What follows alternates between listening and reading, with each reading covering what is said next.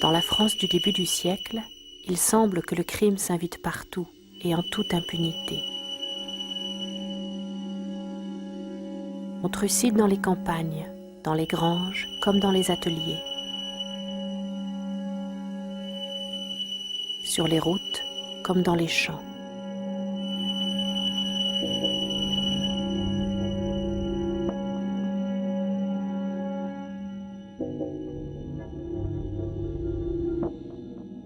Le cœur des villes et les banlieues n'échappent pas aux assassins.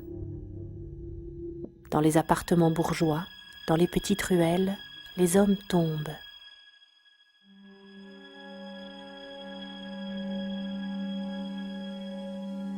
Mais que fait la police ?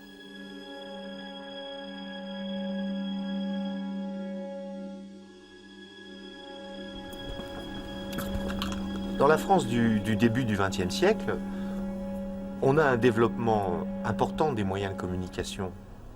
Les réseaux ferrés sont de plus en plus nombreux et les malfaiteurs les utilisent. Ces déplacements sont donc fréquents et la police, elle est restée dans une formation à l'ancienne.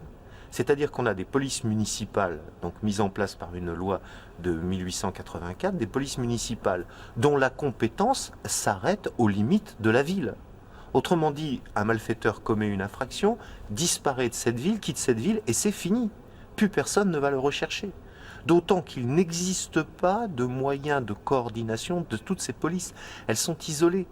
Il n'existe aucun bulletin qui diffuse à travers la France la photographie, l'identité des malfaiteurs recherchés par la justice.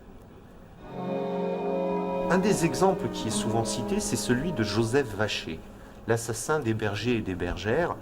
Eh bien, cet assassin a commis ses forfaits pendant plusieurs mois, s'est déplacé dans des tas de départements et il était capable de couvrir plus de 80 km par jour.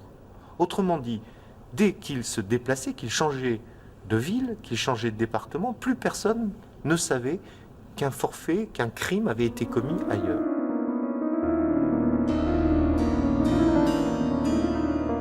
On ne le recherchait pas. Quand les gendarmes l'arrêtaient, on lui demandait son livret militaire et c'était tout. Il a fallu qu'un juge de Belay, dans l'Ain, décide de coordonner tout ça, de voir à qui pouvait correspondre, qui pouvait être l'auteur de tous ces crimes, jusqu'à diffuser un portrait, entre guillemets, robot de ce présumé assassin qui a permis enfin son arrestation.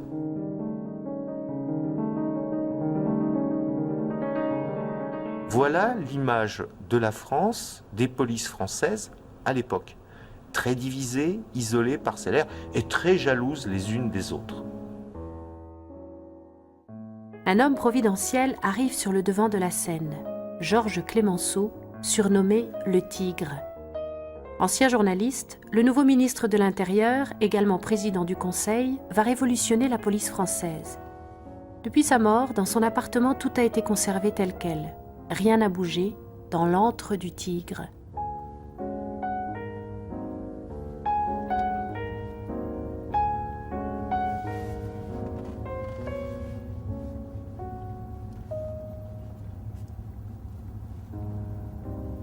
Clemenceau ne peut pas laisser s'installer une situation comme celle-là. Son idée, c'est de revoir, de mettre en place une véritable police judiciaire efficace. Parce qu'il se rend bien compte que par rapport à tous les crimes et des délits qui sont constatés, le nombre de malfaiteurs arrêtés est totalement insuffisant. Et pourquoi est-il insuffisant ce nombre ? Tout simplement parce que la police judiciaire est quasiment inexistante. Le scandale continue. Insécurité grandissante de nos villes. Commandez le Gaulois.